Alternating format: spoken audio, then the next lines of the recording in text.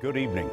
After the beheading of a second American by Sunni Muslim terrorists, President Obama said today, whatever these murderers think they will achieve, they have already failed.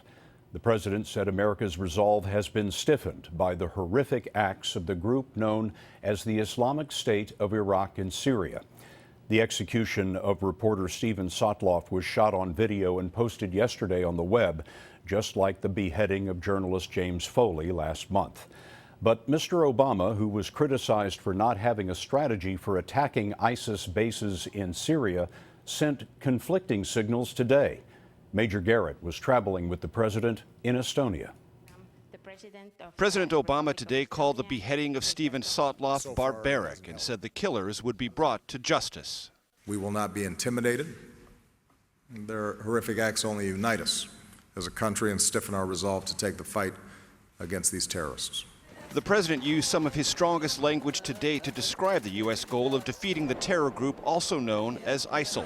Our objective is clear, and that is to degrade and destroy ISIL so that it's no longer a threat, not just to Iraq, but also to the region and to the United States. But later, the president stepped back from that language. If we are joined by the international community, we can continue to shrink ISIL's sphere of influence, its effectiveness, its financing, its military capabilities, to the point where it is a manageable problem.